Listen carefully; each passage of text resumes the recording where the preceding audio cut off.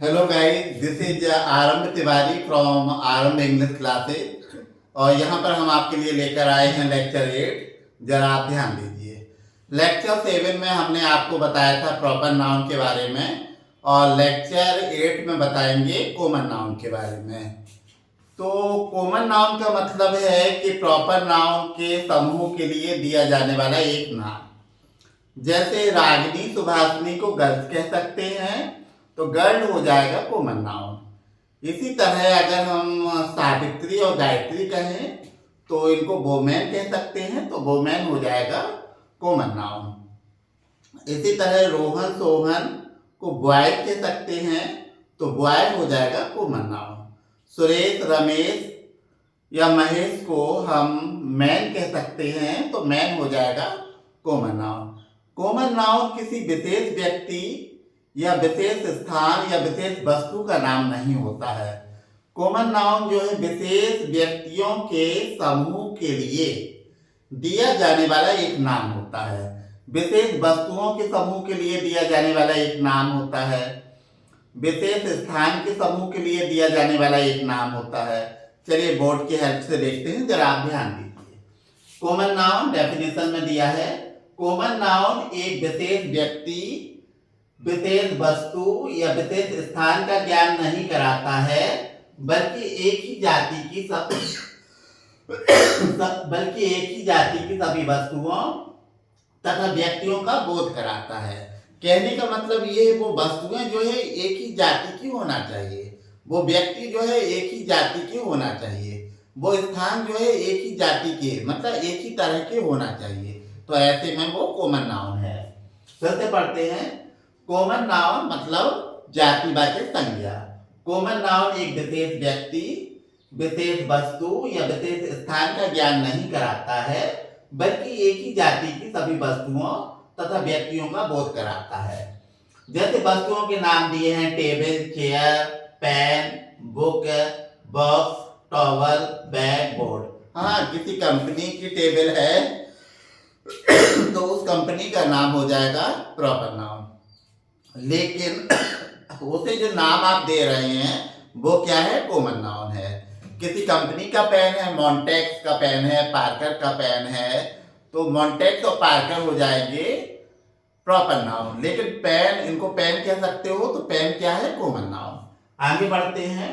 व्यक्ति तथा पशु, बॉय, गर्ल, क्योंकि आप जो है हमने बताया रोहन सोहन मोहन को बॉय कह सकते हो, बॉय कह सकते हो, तो बॉय हो जाएगा कॉमन नाउन। रागिनी सुभाषिनी को गर्ल्स कह सकते हो, तो गर्ल हो जाएगा कॉमन नाउन। इसी तरह और आगे man, women, horse.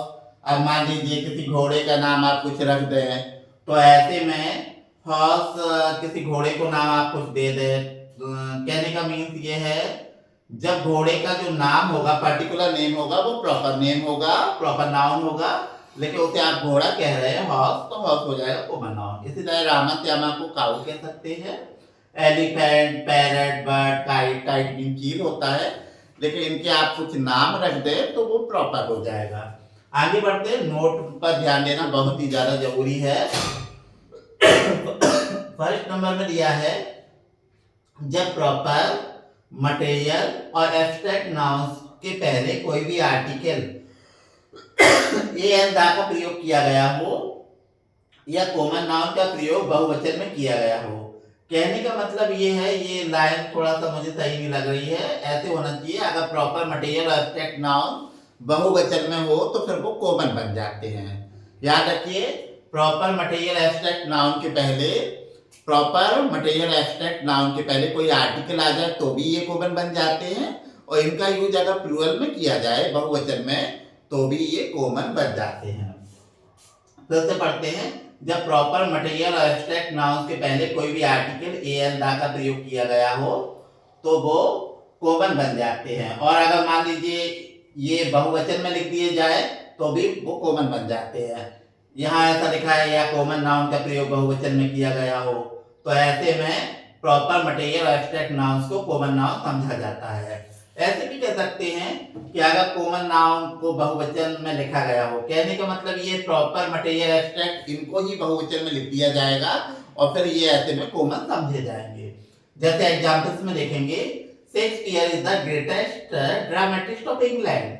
William Shakespeare England के सबसे महान नाटककार थे। तो शेक्सपियर कह रहे हो तो ये प्रॉपर नाउन है। ग्रेटेस्ट के पहले ये दा क्यों आया? क्योंकि ये एडजेक्टिव की सुपरलेटिव डिग्री है। आगे देखेंगे, Kalidas is the Shakespeare of India. Kalidas Bharat के शेक्सपियर है। तो यहाँ पर द शेक्सपियर कह रहे हो आप, तो ये कॉमन बन गया। आगे देखेंगे, Napoleon was a great soldier. Napoleon एक महान सैनिक था। नेपोलियन प्रॉपर नाउन बन जाएगा। लेकिन अगर आप ऐसे कह देंगे, Samudragupta was the Napoleon of India, Samudragupta Bharat का नेपोलियन था, तो फिर ऐसे में द नेपोलियन कॉमन नाउन बन जाता है। आगे देखेंगे, third example, Agra fort is made of stone. Agra fort पत्थर का बना हुआ है। तो स्टोन, कोई चीज किसी से बनी हुई है तो स्टोन ऐसे में मटेरियल बन जाएगा। मटेरियल की तरह यहाँ पर देखा जा रहा है स्टोन को, तो मटेरियल है।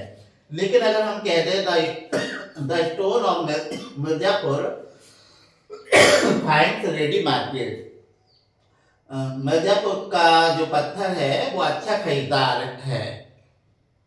कहने का मतलब रेडी मार्केट में अच्छा खरीदार होता है, ये इडियम है, मुहावरा है। तो द स्टोन कह दिया तो ये कॉमन बन गया। तो ऑफ के पहले अगर प्रॉपर आ जाए, मटेरियल आ जाए या एब्स्ट्रैक्ट नाउन आ जाए तो दा लगाने का रूल है, इसलिए दा लगा दिया। आगे आपको आर्टिकल के रूप में बताया जाएगा। आगे फोर्थ एग्जाम्पल है, fish is a good food. मछली एक अच्छा भोजन है। मछली को अगर आप भोजन के रूप में देख रहे हैं तो वो मटेरियल बन जाता है। और अगर मछली को सामूहिक रूप से देख रहे हैं तो वो फिर बन जाता है कॉमन। जैसे फिश लिव इन वाटर, मछलियां पानी में रहती है। अगर आप ऐसे कहोगे तो फिश बन जाएगा कॉमन। और अगर आप ऐसे कहोगे fish is a good food, मछली एक अच्छा भोजन है, तो ऐसे में मटेरियल। ये भी ध्यान दीजिए, अगर भोजन के रूप में देखा जाए तो सिंगुलर वर्ब लगाएंगे फिश के साथ। और अगर कलेक्टिवली देख रहे हो, कॉमन बना रहे हो, तो फिर इसके साथ प्लूरल वर्ब लगाएंगे। हमने पहले आपको बताया था कि वर्ब की फर्स्ट फॉर्म में एस लगाते हैं, उसे सिंगुलर वर्ब कहते हैं। और जो वर्ब की फर्स्ट फॉर्म होती है उसे प्लूरल वर्ब कहते हैं। आगे देखते हैं 5 नंबर के एग्जाम्पल में। स्विट्जरलैंड आपको मालूम है यूरोप में है। Switzerland is full of natural beauty. Switzerland प्राकृतिक सुंदरता से परिपूर्ण है। तो यहाँ पर स्विट्जरलैंड तो प्रॉपर है, लेकिन ब्यूटी क्या है? एब्स्ट्रैक्ट नाउन है। लेकिन अगर आप ऐसे कहते हैं ब्यूटी को प्लूरल बना दे, Switzerland is full of the beauties of nature, तो द ब्यूटीज कह देंगे, एब्स्ट्रैक्ट नाउन को प्लूरल बना देंगे, तो द ब्यूटीज यहाँ पर कॉमन बन जाएगा। आपको बता चुके प्रॉपर मटेरियल एब्स्ट्रैक्ट को अगर प्लूरल बन जाते हैं तो बना देते हैं तो ये कॉमन बन जाते हैं। प्रॉपर मटेरियल या एब्स्ट्रैक्ट नाउन को प्लूरल बना देते हैं तो ये कॉमन बन जाते हैं। आगे देखेंगे, आगे दिया है रूल नोट सेकंड में, जब किसी प्रॉपर नाउन से व्यक्तियों अथवा वस्तुओं की क्लास का बोध हो। मान लीजिए प्रॉपर नाउन से व्यक्तियों या वस्तुओं के एक वर्ग का बोध हो, तो ऐसे में वो प्रॉपर नाउन प्रॉपर नहीं रहता है बल्कि कॉमन बन जाता है। यहाँ ये बताया जा रहा है कि कौन कौन से नाउन कॉमन नाउन की तरह फंक्शन कर सकते हैं। कैसे पढ़ते हैं, जब किसी प्रॉपर नाउन से व्यक्तियों अथवा वस्तुओं की क्लास मतलब वर्ग का बोध हो, तो उस प्रॉपर नाउन को कॉमन नाउन समझा जाता है। And he is the Kalidas of the age, वह इस युग का कालिदास है। द कालिदास कह दिया तो ये कॉमन बन गया, उसे कालिदास की संज्ञा दी जा रही है, मतलब एक वर्ग का बोध कराया जा रहा है, तो ये कॉमन बन गया। यहाँ कालिदास से तात्पर्य अपने समय का सबसे महान नाटककार से है। यहाँ कालिदास से मतलब है कि कालिदास जो है अपने समय का बहुत बड़ा नाटककार था, बहुत महान नाटककार था हमारे इंडिया में। आगे देखते हैं नोट थर्ड, जब कलेक्टिव नाउन एक से अधिक ग्रुप प्रकट करे, अगर कलेक्टिव नाउन एक से अत्यधिक समूह को दिखाए तो ऐसे में कलेक्टिव नाउन कलेक्टिव नहीं रहता है बल्कि कॉमन बन जाता है। तो वह कलेक्टिव नाउन कॉमन नाउन बन जाता है। जैसे there are 40 boys in my class, मेरी क्लास में 40 लड़के हैं, तो क्लास यहाँ कलेक्शन को दिखा रहा है तो क्लास बन गया कलेक्टिव नाउन। लेकिन अगर हम ऐसे कहें there are 40 classes in my college, मेरे कॉलेज में 40 कक्षाएं हैं क्लासेस, तो फिर ये कॉमन बन जाएगा। तो कहने का मीन्स ये है कि अगर कलेक्टिव नाउन से एक से अधिक ग्रुप प्रकट होते हैं, एक से अधिक समूह प्रकट होते हैं, या कलेक्टिव नाउन को प्लूरल बना देते हैं तो वो कलेक्टिव नहीं रहता बल्कि कॉमन हो जाता है। इन वीडियो को आपको बार बार सुनना पड़ेगा तभी आएंगे। आगे देखते हैं, there are 11 members in my family. मेरे परिवार में 11 सदस्य हैं। तो फैमिली यहाँ पर कलेक्टिव नाउन है, लेकिन अगर हम फैमिली कह दिए हैं यहाँ पर तो फैमिली हो जाएगा कॉमन नाउन। जैसे there are 100 family in this village, इस गांव में 100 परिवार है। तो इस तरह से फैमिली कह दिया तो कॉमन बन गया। हमने यहाँ पर ये देखा है कि किस प्रकार से मटेरियल प्रॉपर और एब्स्ट्रैक्ट नाउन कॉमन बन जाते हैं और कलेक्टिव नाउन कॉमन बन जाता है। तो कहने का मतलब ये कौन कौन से नाउन कहाँ पर कॉमन बन जाते हैं, ये सब इस वीडियो में हमने देखा है। चलिए कुछ नया पढ़ते हैं टेंस के बारे में। हमने पिछले वीडियो में जो लेक्चर 7 दिया था, लेक्चर 7 में हमने आपको प्रेजेंट टेंस की हिंदी पहचान बताई थी, present definite, present continuous, present perfect और प्रेजेंट परफेक्ट कॉन्टिन्यूअस की। यहाँ पास्ट टेंस भूतकाल की चारों पार्ट सुनिएगा। पहले पास्ट के 4 भाग होते हैं, past indefinite, past continuous, past perfect और past perfect continuous. Past indefinite की हिंदी पहचान है था, थी, थे, आया, गया, देखा, पाया, या फिर आया था, गया था, देखा था, पाया था। पास्ट इंडेफिनिट में अफर्मेटिव में जो साधारण वाक्य होते हैं उनमें वर्ब की सेकंड फॉर्म का यूज किया जाता है। नेगेटिव में डिड नॉट और वर्ब की फर्स्ट फॉर्म। सिंपल इंटरोगेटिव में डिड पहले आता है, फिर सब्जेक्ट, फिर वर्ब की फर्स्ट फॉर्म। डबल इंटरोगेटिव में क्वेश्चन वर्ड की इंग्लिश पहले बनाते हैं, फिर डिड, उसके बाद सब्जेक्ट, फिर वर्ब की फर्स्ट फॉर्म। हु वाले वाक्यों में हु को एक सिंगुलर सब्जेक्ट भी समझा जाता है।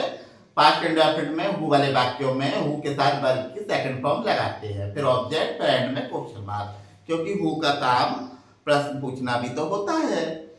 और पास्ट कॉन्टिन्यूअस की हिंदी पहचान होती है रहा था, रही थी, रहे थे, हुआ था, हुई थी, हुए थे। पास्ट कॉन्टिन्यूअस की हेल्पिंग वर्ब होती है वॉज और वर्ब। आई और सिंगुलर सब्जेक्ट के साथ वॉज और प्लूरल सब्जेक्ट के साथ वर्ड लगाते हैं।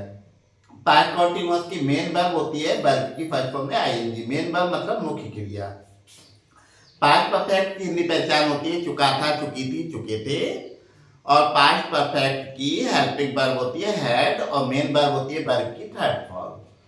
पास्ट परफेक्ट कॉन्टिन्यूअस की पहली हिंदी पहचान है से रहा था, से रही थी, से रहे थे और इसके साथ कोई समय दिया होता है। दूसरी हिंदी पहचान है ता रहा था, ती रही थी, ते रहे थे, समय हो भी सकता है और नहीं भी। पास्ट परफेक्ट कॉन्टिन्यूअस की तीसरी हिंदी पहचान है कब से रहा था, कब से रही थी, कब से रहे थे। पास्ट परफेक्ट कॉन्टिन्यूअस की हेल्पिंग वर्ब होती है हैड बीन और मेन वर्ब होती है वर्ब की फर्स्ट फॉर्म में आईएनजी। याद रखिए जितने भी परफेक्ट या परफेक्ट कॉन्टिन्यूअस होते हैं उनमें अगर पॉइंट ऑफ टाइम है, निश्चित समय है, तो उसके पहले सिंस लगाते हैं और पीरियड ऑफ टाइम है, अनिश्चित समय है, तो उसके पहले फॉर लगाते हैं। पहले स्टार्टिंग में हमने आपको कॉम्प्लीमेंट के बारे में भी बताया था, आपको याद होगा। कॉम्प्लीमेंट का मतलब होता है एक ऐसा शब्द जो किसी वाक्य को पूरा करता है। जैसे I am a teacher, teacher यहाँ कॉम्प्लीमेंट है, एम क्या है लिंकिंग वर्ब और फाइनाइट वर्ब, याद रखिएगा। You are a doctor, doctor यहाँ पर कॉम्प्लीमेंट है, आर क्या है लिंकिंग वर्ब और फाइनाइट वर्ब है। तो आपको ये थोड़ा सा पिछला भी रिवाइज करवाते जाएंगे और आपकी ये लायबिलिटी बनती है, ड्यूटी बनती है कि आप वीडियोज को बार बार सुनें। अगर बार बार सुनेंगे तो आपको आ जाएंगे। इसमें बहुत सारा मैटर मैंने दिया हुआ है, काफ़ी चीज़ें आपको दी हुई है। इन वीडियोज को अगर बार बार सुनेंगे तभी ये आएंगे, नहीं तो आगे जाके ये चीज़ें माइंड से निकल जाएगी।